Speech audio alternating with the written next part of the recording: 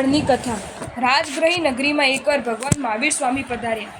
દેવોએ સંવત્સરણ રચ્યું। શ્રેણિક મહારાજા પોતાના સર્વ પરિવાર અને ચતુરંગી સેના સહિત ધર્મદેશના સાંભળવા આવ્યા। ધર્મદેશના સાંભળીને તેઓ પાછા ફરી રહ્યા હતા, ત્યારે માર્ગમાં એક દ્રશ્ય તેમની નજરે પડ્યું। કોઈ એક વિદ્યાધર કોઈ મંત્રપાઠ ભણીને આકાશમાં ઉડતો હતો અને પાછો નીચે પછડાતો હતો। પાંખ વિનાના પંખી જેવી એની દુર્દશા જોઈને શ્રેણિક રાજાને જેટલો આઘાત લાગ્યો એટલું જ આશ્ચર્ય થયું। તેથી તરત જ તે બનાવનું કારણ જાણવા તેઓ પ્રભુ પાસે પાછા આવ્યા અને પ્રભુને પૂછ્યું કે ભગવાન, પાંખ વિનાના પંખીની જેમ આ વિદ્યાધર ઉડી ઉડીને જમીન પર પાછો કેમ પછડાય છે? ભગવાને કહ્યું, એમાં મંત્રનો દોષ નથી, દોષ એ વિદ્યાધરનો પોતાનો છે। મંત્ર પાઠનો એક અક્ષર એ ભૂલી ગયો છે। એક અક્ષરથી અધૂરો મંત્ર જપવાથી એને આવું દુઃખ ભોગવવું પડે છે। મંત્રમાં માત્ર એક જ અક્ષર એ ઓછો જપે છે, પણ એના કડવા ફળ તરીકે એને આમ વારંવાર જમીન પર પછડાવવું પડે છે। શ્રેણિક રાજાના પુત્ર અને પ્રધાન અભયકુમાર ખૂબ બુદ્ધિશાળી હતા। એમની પાસે પદાનુસારીની લબ્ધિ હતી। એ લબ્ધિના પ્રતાપે મંત્ર વગેરેના કોઈ પણ એક પદને જોવા કે સાંભળવા માત્રથી બાકીના પદો એમને આવડી જતા। એથી ત્યાં રહેલા અભયકુમારે કહ્યું, પિતાજી, ચાલો આપણે એ વિદ્યાધરની પાસે જઈએ। હું એને એનો ભૂલાઈ ગયેલો મંત્રાક્ષર યાદ કરાવી આપું, જેથી એ આકાશમાં ઉડીને પોતાના ઇષ્ટ સ્થાને પહોંચી શકે। સૌ વિદ્યાધર પાસે આવ્યા। અભયકુમારે વિદ્યાધરને કહ્યું, તમે મંત્રનો એક અક્ષર ભૂલી ગયા છો, તેથી આ વિદ્યા એનું કાર્ય કરી શકતી નથી અને તમારે ઉડી ઉડીને નીચે પછડાવવું પડે છે। જો તમે મને તમારી પાસે રહેલી આ આકાશગામીની વિદ્યા આપો તો હું તમને તમારો ભૂલાઈ ગયેલો મંત્રાક્ષર યાદ કરાવી આપું। વિદ્યાધરને તો ગમે તે ભોગે આકાશમાં ઉડવાની સિદ્ધિ મેળવવી જ હતી, એટલે એણે અભયકુમારની શરત માન્ય રાખીને આકાશગામીની વિદ્યાનો મંત્રપાઠ તેમને આપ્યો। અભયકુમારે પદાનુસારીની લબ્ધિના પ્રભાવે એ મંત્રનો ભૂલાઈ ગયેલો અક્ષર શોધી કાઢ્યો અને વિદ્યાધરને તેની વિદ્યા સંપૂર્ણ કરી આપી।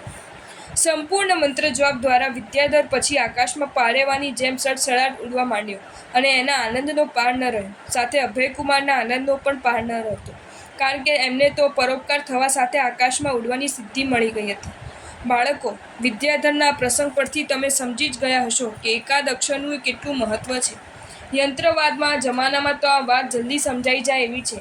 રાક્ષસ જેવી કાયા ધરાવતા વિરાટ યંત્રોમાંથી એકાદ સ્ક્રૂ કે એકાદ ચક્કર નીકળી જાય તો આખું ને આખું યંત્ર જ ખોટવાઈ જાય છે। તમારે કાંડે રહેલી ઘડિયાળની જ વાત લો ને, એમાં એટલા બધા નાના મોટા ભાગો ગોઠવાયેલા છે, એમાંથી નાનામાં નાનો એક જ ભાગ નીકળી જાય તો એ ઘડિયાળ ચાલુ ખરું? ન જ ચાલે। એ 4 આનાના ચક્કરને બેસાડવા તમારે 40-50 રૂપિયાનો ખર્ચ કરવો પડે, પછી જ ઘડિયાળ કામ આપતું થાય। ધાર્મિક સૂત્રોનું પણ એવું જ છે। એના પઠન પાઠણમાં એક અક્ષર પણ ઓછો ચાલે નહીં। આ બધી વાતોને પણ આપણે હજી વધુ દાખલા દલીલો દ્વારા સમજીએ। માની લો કે તમે બીમાર છો, મા બાપને તમારા ઉપર ઘણો પ્રેમ છે, તમને સાજા તાજા કરવા માટે દવા પીવડાવવી પડે તેમ છે અને તે ઘણી કડવી છે। તેનો પૂરેપૂરો ડોઝ આપતા તેમનો જીવ ચાલતો નથી, તેથી જો તેઓ તેમને પા કે અડધો જ ડોઝ આપે તો તમે સાજા થાવ ખરા? ક્યારેય નહીં, કારણ કે દવાનો ડોઝ વૈદ્યની સૂચના અનુસાર યોગ્ય પ્રમાણમાં અપાય તો જ રોગ જાય। એવી રીતે કોઈ મા બાપ પોતાના વાલા પુત્રને જલ્દી સાજો કરવાની ઈચ્છાથી તેને ડબલ ટ્રબલ ડોઝ આપી દે તો એથી કોઈ તેમનો પુત્ર જલ્દી સાજો થઈ જાય ખરો? ના, સાજો તો ન જ ખાય પણ ઉપરથી વધારે માંદો થાય। હવે તો તમે સમજી ગયા કે દવાના ડોઝ ઓછો લેવાથી પણ નુકસાન થાય અને વધારે લેવાથી પણ નુકસાન થાય। યોગ્ય પ્રમાણમાં એ લેવાય તો જ લાભ થાય। તેવી જ રીતે ધાર્મિક સૂત્રોનો પઠન પાઠનમાં અક્ષરો ઓછા બોલવાથી પણ દોષ લાગે અને વધારે બોલવાથી પણ દોષ લાગે। એમાં અક્ષર, કાણો, માત્રા, હ્રસ્વ, દીર્ઘ જે પ્રમાણે હોય તે પ્રમાણે જ બોલવાથી લાભ થાય। દોષ ટળે ને ફળ મળે। આપણે ઓછું ખાઈએ તો નબળાઈ આવી જાય અને વધુ ખાઈએ તો અજીર્ણ થઈ જાય। શરીરને ટકાવવું હોય અને તંદુરસ્ત રાખવું હોય તો માપસર જ ખાવું જોઈએ। દવા અને ખોરાકની જેમ સૂત્રનું પઠન પાઠન પણ યોગ્ય રીતે શુદ્ધ ઉચ્ચારપૂર્વક થાય તો જ લાભ મળે। શાસ્ત્રમાં કહ્યું છે કે સૂત્રમાં માત્ર મીંડાનો પણ ફેરફાર થવાથી સૂત્ર વિકૃત બની જાય છે, એથી અર્થમાં ગોટાળો થઈ જાય છે। અર્થ ખોટો થવાથી તેના અર્થના આધારે થતા ક્રિયારૂપ ચારિત્ર્યમાં પણ ફેરફાર થઈ જાય છે, તેથી મોક્ષ નજીક આવવાને બદલે દૂર થઈ જાય છે। જ્ઞાનનું ફળ વીરતી એટલે સંયમ છે અને આ સંયમ દ્વારા જ મોક્ષમાં તાળા ઉઘડે છે।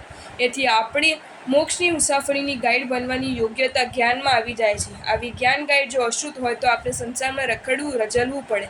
એથી મોક્ષની મુસાફરી કરવા ઈચ્છનાર સૌ પ્રથમ જ્ઞાનનો પાયો પાકો કરી લેવો જોઈએ। આપણે જોઈ આવ્યા કે મોક્ષની મુસાફરી મુખ્યત્વે વિદ્યાની ગાઈડના આધારે જ કરી શકાય છે। આ સંબંધમાં હવે એક અગત્યનો પ્રશ્ન ઉઠે છે કે આવી વિદ્યા મળે કેવી રીતે? ત્યાર પછી એનાથી પણ વધુ અગત્યનો બીજો પ્રશ્ન એ ઉઠે છે કે મળેલી વિદ્યા ફળે કેવી રીતે? આનો જવાબ પેલા સંસ્કૃત સુભાષિતમાંથી ખૂબ સારી રીતે મળે છે. વિદ્યા વિનય શોભતે. આ સુભાષિત એવો અર્થ બતાવે છે કે વિનય હોય તો જ વિદ્યા શોભે છે અને વિનયપૂર્વક મેળવેલી વિદ્યા જ ફળે છે. એટલે વિદ્યા મળે પણ વિનયથી અને ફળે પણ વિનયથી. માટે વિનય ખૂબ જરૂરી છે. વિનયને વરેલો વૈભવ જોવા જાણવા જેવો છે. વિનયની પ્રશંસા બધા ગુણોના મૂળ તરીકે કરવામાં આવે છે. આ પ્રશંસા ખૂબ જ વિચારપૂર્વકની છે. પાપ અને દુઃખથી છલોછલ ભરેલા સંસારમાંથી છૂટવું હોય તો મોક્ષ મેળવવો જરૂરી છે. મોક્ષ મેળવવા માટે સંયમ સ્વીકાર્યા વિના ચાલે એમ નથી. સંયમ એ જ લઈ શકે જેનામાં સમ્યક દર્શન નામનો ગુણ પ્રગટ થતો હોય. સમ્યક દર્શન એટલે સાચી દૃષ્ટિ. સંસારને એના સાચા સ્વરૂપમાં જોઈ શકાય એવી નજરનું નામ જ સમ્યક દર્શન છે. આ ગુણ જ્ઞાન વિના જાગૃત થઈ શકતો નથી અને આવું જ્ઞાન વિનય વિના મળતું નથી. આ કારણે જ વિનયને બધા ગુણોના મૂળ તરીકે આવકાર અપાયો છે.